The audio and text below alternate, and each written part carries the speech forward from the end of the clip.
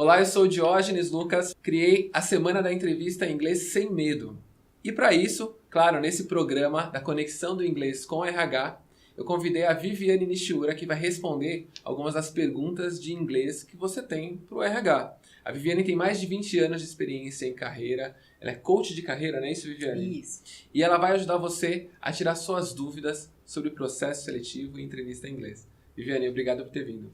Eu que agradeço, Diógenes, seu convite, e eu espero que a gente possa ajudar todo mundo com as questões e com as dúvidas, e vamos ver se a gente consegue fazer um bom trabalho. Claro, Vivi. Assim, a primeira pergunta que eu queria fazer para você em inglês, são várias perguntas que eu tenho aqui listadas, e a primeira pergunta é a seguinte: existe alguma diferença entre uma entrevista em inglês e uma entrevista em português, além do idioma? Olha, na verdade não tem. A entrevista em inglês ela se desenrola da mesma forma. O que vai ter de diferença é que geralmente o selecionador ele pede para a pessoa explicar como ela aprendeu o inglês. Então, vai ser mais uma conversa para ele entender como ela aprendeu, há quanto tempo ela fala, mas basicamente isso. As outras perguntas costumam ser bem parecidas com a entrevista em português. A investigação do candidato é a mesma. Então, eu posso dizer assim que, basicamente, o que o candidato pode esperar na entrevista é ter as mesmas perguntas que ele teria em português e inglês. Exatamente, vai ter as mesmas perguntas, fora essa investigação sobre a língua mesmo. Tá bom, então a ideia é avaliar o inglês do candidato. Exatamente. Legal. E, Vivi, tem alguma duração média de uma entrevista em inglês?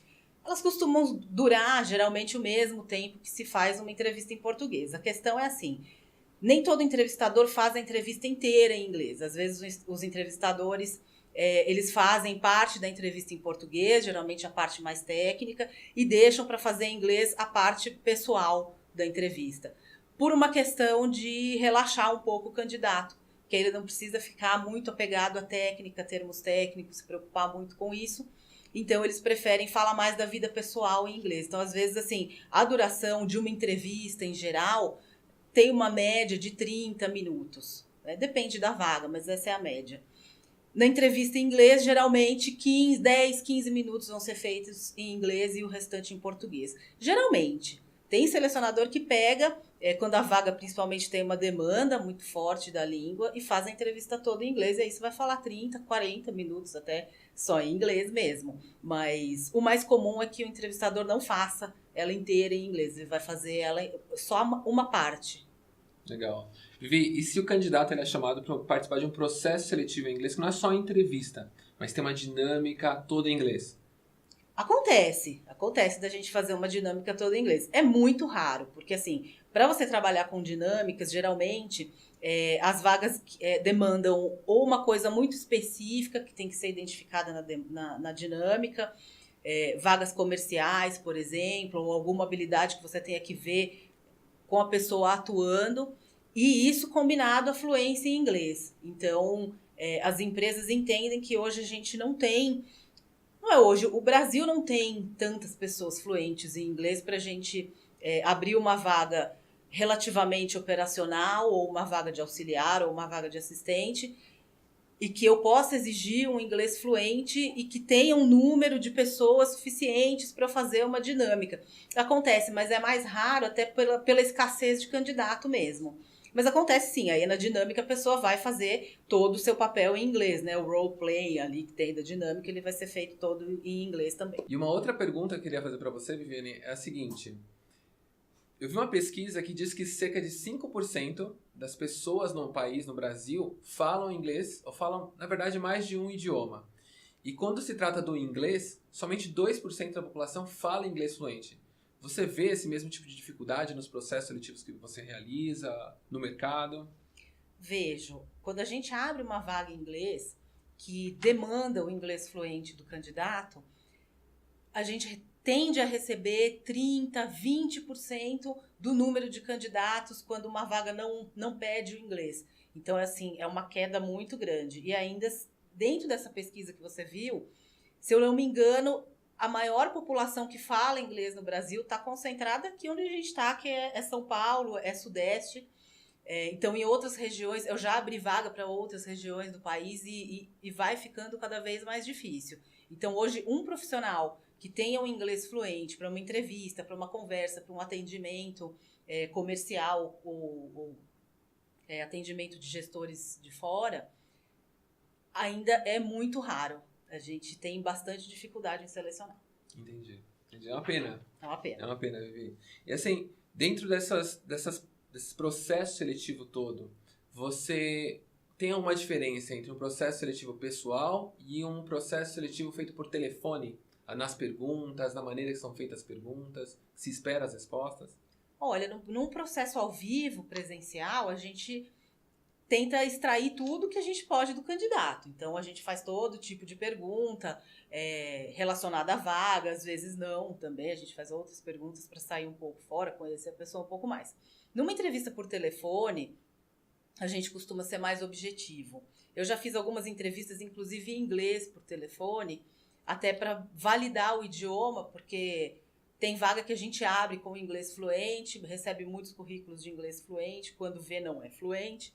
Então, a gente, às vezes, faz isso para validar. Então, dá uma ligada para a pessoa, faz uma pré-entrevista por telefone, mais para validar o idioma mesmo. Então, a entrevista por telefone, ela tende a ser bem mais simples. Agora, existem vagas que você tem entrevistas por telefone com gestores que estão fora do país. Então, a única chance de conversar com você vai ser através do telefonema. Aí, essa entrevista tende a ser mais longa e mais completa. Mesmo assim, ela ainda tende a demorar muito menos do que uma entrevista presencial, até porque um gestor de fora já tem seus dados, já conversou com outros gestores que te entrevistaram antes.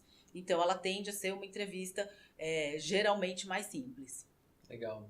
E nessas perguntas que você faz, Vivi, para o candidato em si mesmo, do dia a dia, tem algumas perguntas que são mais comuns ou são frequentes em um processo seletivo? A gente tem as perguntas básicas, né, além da investigação da carreira da pessoa. As perguntas de carreira que eu considero mais importantes são: por que você saiu do seu último emprego, ou por que você deseja sair se você ainda estiver empregado? Essa é uma pergunta muito importante que as pessoas às vezes exageram na explicação e acabam perdendo a vaga por causa disso.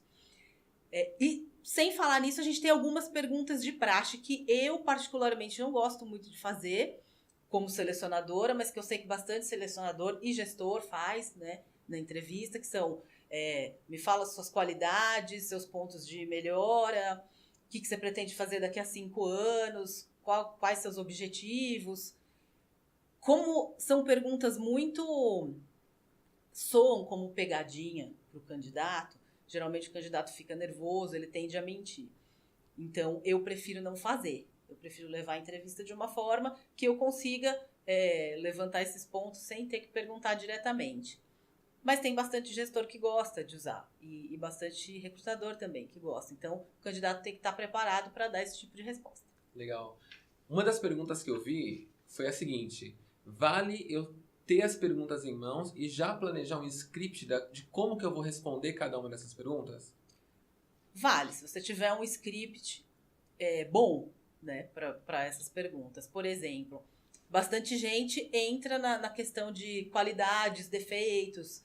Tem selecionador que pede me lista 3, 5. Então, se você já tiver algumas respostas pré-paradas, né, prontas já, vai te ajudar.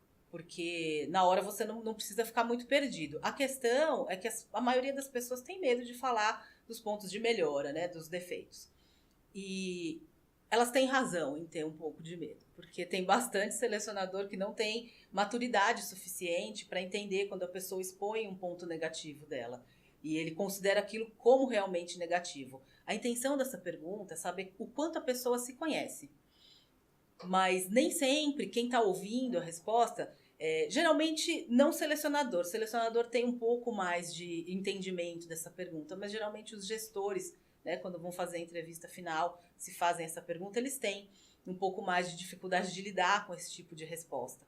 Porque o que a pessoa te traz de negativo claro, não é a favor dela no momento, né? A questão de ser a favor é ver como ela se conhece, o quanto ela se conhece, e a ponto de trazer esse ponto negativo para a entrevista. Mas tem gestor que não, que só vê o ponto negativo por si só. Então, cuidado com os pontos negativos que você for colocar na sua resposta. Legal.